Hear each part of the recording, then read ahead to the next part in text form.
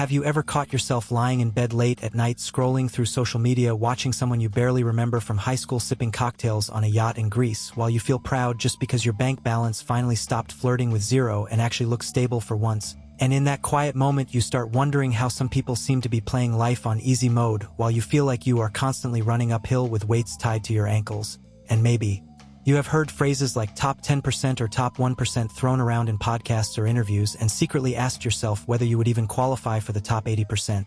And today we are going to strip away the illusions and talk honestly about what being rich in America really means, because the truth is far less glamorous and far more attainable than most people think. And I promise you that some of the numbers you are about to hear are going to completely challenge everything you thought you knew about money and success.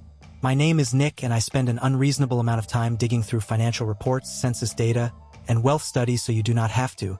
And if you have ever wondered where you actually stand on the economic ladder and what truly separates the financially secure from everyone else who is just pretending, make sure you subscribe and like this video, because understanding this information might genuinely change the way you look at your future.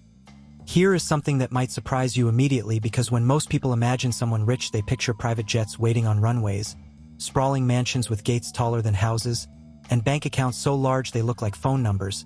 But the reality is that entering the top tiers of wealth in America often requires far less money than the fantasy version in your head, which means you might already be closer than you think, or you might discover that what you considered wealthy is actually just the beginning of the journey.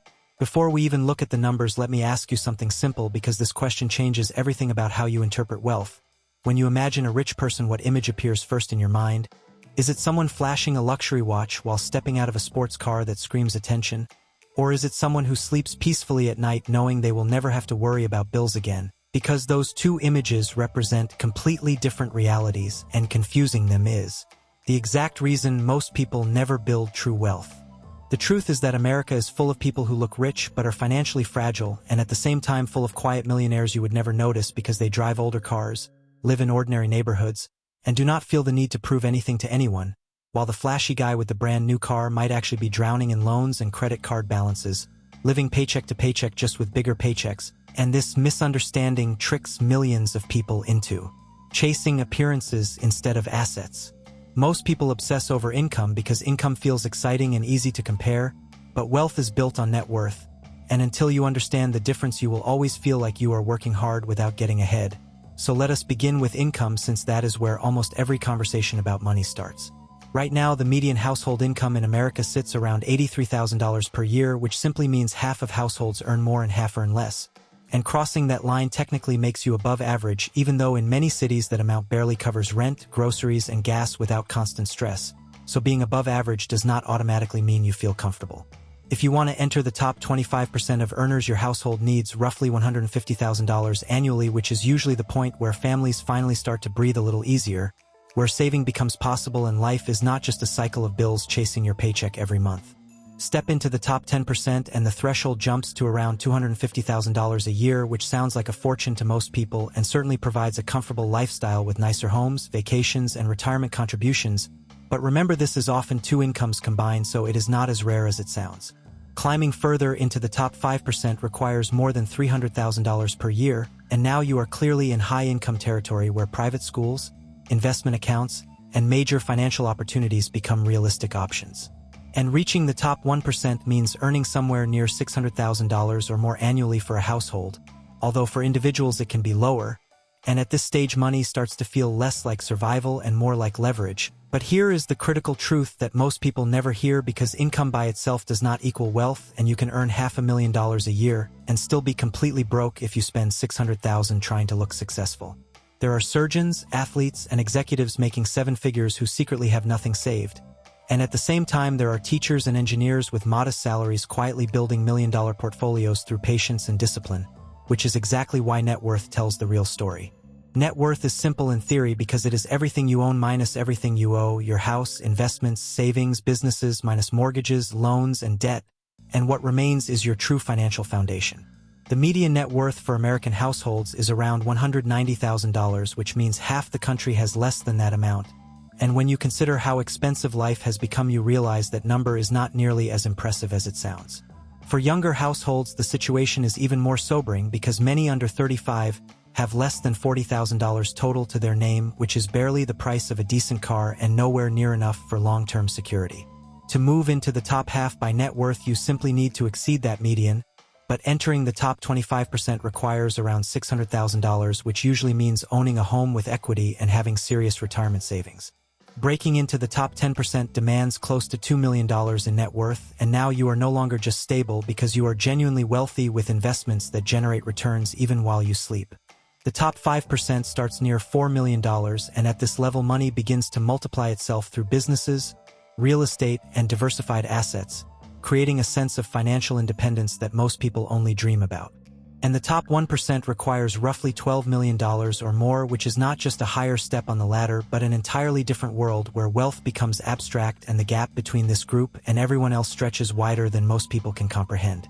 What makes this fascinating is that each jump between tiers grows exponentially rather than gradually, so moving from middle class to comfortable might feel possible, but moving from comfortable to truly wealthy requires completely different strategies, mindsets, and behaviors. When you are in the bottom half, every unexpected expense feels like an emergency and your energy goes towards survival. When you reach the middle, you finally gain breathing room but still depend heavily on your paycheck. When you enter the top quarter, you begin building assets that protect you. And when you cross into the top 10%, your money starts working for you instead of you constantly working for money. By the time someone reaches the top 5%, their investments often generate enough income to cover much of their lifestyle, and work becomes optional rather than necessary, while the top 1% has effectively broken the connection between time and earnings because their wealth compounds faster than they could ever spend it.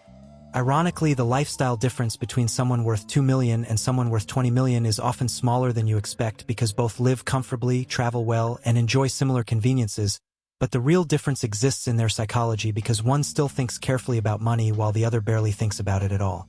This is why chasing bigger paychecks without building assets becomes a trap, because expenses expand to match income and you end up running faster without actually moving forward, whereas the person who consistently invests and lives slightly below their means slowly builds something far more powerful, which is freedom. So the real distinction you need to remember is this, because being rich usually refers to how much you earn while being wealthy refers to how much you own, and income can disappear overnight, but assets continue producing value long after the work stops. The households in higher tiers are not just lucky or smarter because they simply make different decisions. They prioritize investing early, avoid unnecessary debt, think long-term, optimize taxes legally, and treat every dollar like an employee that should be working for them instead of sitting idle. Each level demands a new strategy and new thinking, and what helps someone save their first $10,000 is not the same thing that helps someone grow from $1 million to $10 million, which is why copying advice from people in completely different situations often leads to frustration. If you understand where you currently stand and focus on the habits required for the next tier instead of the one you are already in, progress becomes intentional rather than accidental. And here is the most encouraging part, because two people earning the exact same salary over their lifetimes can end up with radically different outcomes simply based on how they manage their money, which means wealth is less about luck and more about behavior repeated consistently over time.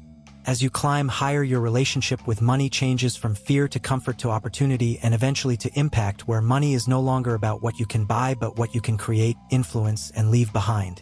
So whether you are celebrating that first 4-digit bank balance or already dreaming about financial independence, now you have a clear picture of what each level actually looks like and what it takes to move upward. And the choice becomes simple, because you can keep chasing the appearance of wealth like most people do, or you can quietly build the real thing step by step until one day you realize you no longer worry about money at all, and that is the moment you finally understand what being rich truly means. And once you truly internalize this idea that wealth is not a costume you wear but a structure you quietly build brick by brick over years of deliberate choices, something subtle begins to shift inside your mind, because you stop comparing your life to curated highlight reels online and start measuring progress by something far more meaningful, which is stability, control, and the growing sense that your future is no longer fragile but solid beneath your feet. You begin to notice how differently you look at everyday purchases, because what once felt harmless now feels like a trade, not between money and an object but between present pleasure and future freedom. And suddenly that random impulse buy is no longer just $30 or $50 but a tiny piece of your independence leaking away. And it is not that you become cheap or fearful or obsessed with saving every penny like some stereotype of a miser, but rather you become intentional, because intentional people understand that money is simply stored time and stored energy, and wasting it carelessly means wasting parts of your own life that you worked hard to create. So instead of chasing every upgrade the world tries to sell you, you start asking a different question, which is not can I afford this, but is this worth delaying my freedom? And that single shift in thinking quietly separates future wealth builders from everyone else still trapped on the treadmill of consumption. Because here is the uncomfortable truth that most advertisements will never tell you and most influencers will never admit out loud. The system is designed to keep you looking rich rather than becoming wealthy. Because looking rich keeps you spending while being wealthy often requires you to resist spending, and those two behaviors move in completely opposite directions. The world celebrates the person who buys the newest car, the bigger house, the flashier watch, but it rarely celebrates the quiet investor who maxes out retirement accounts, studies index funds on a Friday night, and drives the same reliable car for 10 years while their net worth compounds silently in the background. And yet, if you fast forward 20 years, the quiet investor is the one with options while the flashy spender is still locked into payments, still dependent on the next paycheck, still running faster just to stay in the same place. This is why wealth building feels boring at first, because it lacks the immediate dopamine hits that spending provides, but boring is often exactly what works, because consistency beats excitement every single time when it comes to money. No one posts on social media about automatically investing every month for 15 years straight. No one brags about saying no to lifestyle inflation. No one shows off their emergency fund.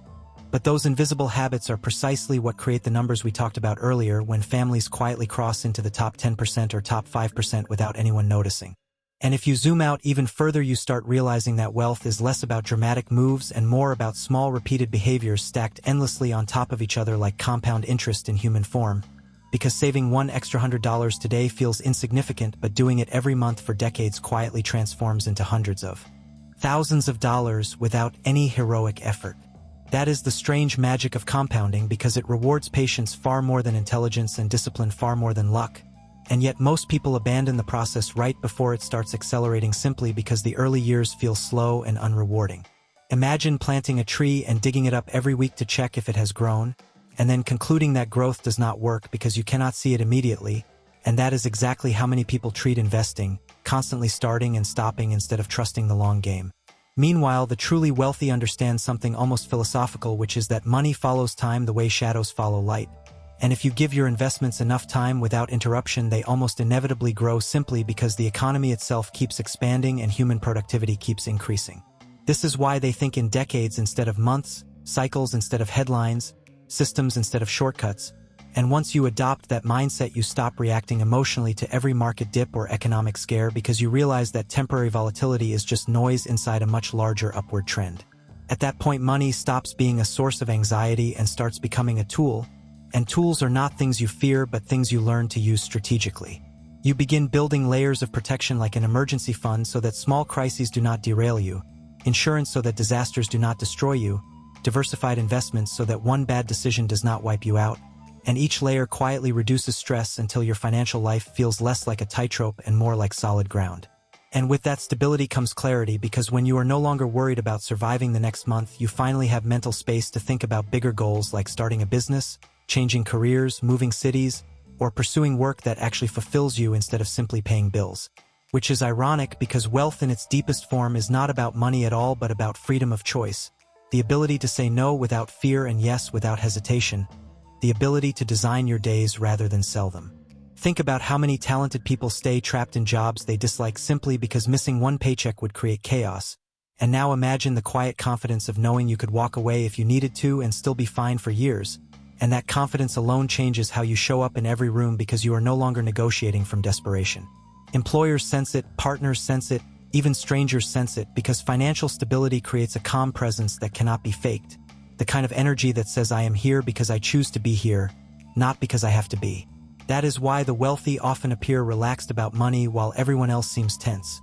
Not because they are smarter or more deserving, but because their systems are doing the heavy lifting for them behind the scenes. And once you see this clearly, you stop idolizing celebrities and start studying behaviors instead. Because behaviors are repeatable while fame is not, and copying someone's habits is far more powerful than copying their lifestyle. So maybe you start tracking your expenses not to punish yourself, but to understand your patterns. Maybe you automate your savings so discipline becomes effortless. Maybe you invest before you spend so wealth building happens first instead of last. And each small adjustment quietly tilts the odds in your favor. Over time, those adjustments accumulate until you look back and realize you have crossed thresholds you once thought were reserved for other people. like hitting your first $100,000 in investments or paying off all consumer debt or watching your portfolio generate more in a year than you used to earn working full-time. And in those moments something clicks because you realize wealth was never about a single big break, but about thousands of tiny decisions that nobody applauded at the time. Which means the ladder we talked about earlier is not some exclusive club guarded by luck or privilege alone, but a staircase built from daily habits. And every step upward simply requires a slightly different set of behaviors than the one before it. So if you ever feel behind or discouraged, remember that most people never even learn these rules. Most people stay stuck comparing incomes while ignoring net worth, chasing status while ignoring security, and by simply understanding the game you are already ahead of the majority. Because knowledge changes action and action changes outcomes and outcomes compound just like money does, slowly at first and then all at once. And one day you wake up and notice that money no longer controls every decision you make, that bills no longer trigger anxiety, that opportunities feel exciting instead of risky, and that quiet sense of freedom you once associated with rich people has quietly become your normal life. And that is the moment you finally understand that wealth was never about yachts or mansions or impressing strangers on the internet, but about reclaiming control over your time, your choices, and your peace of mind, which turns out to be far more valuable than any luxury purchase could ever be.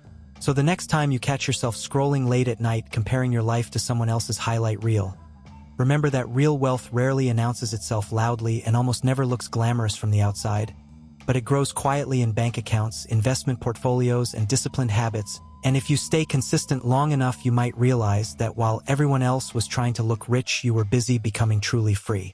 And if you really think about it for a second, you start to realize that the entire journey toward wealth is less like winning a race and more like learning how to walk in the right direction every single day without stopping. Because speed matters far less than consistency, and the person who moves slowly but never turns back almost always ends up farther than the one who sprints in bursts and then quits whenever things feel uncomfortable. Which means the question is no longer how can I get rich fast, but how can I build a life where getting wealthier becomes inevitable, almost automatic, almost boring in its predictability, like brushing your teeth or going to sleep at night, something you do not debate or negotiate with yourself about, but simply do because it is part of who you are. And when you reach that stage, something interesting happens because you stop needing motivation entirely and start relying on systems instead. And systems are powerful because they work even on days when you feel tired or distracted or discouraged. They keep pushing you forward quietly while the rest of the world waits to feel inspired.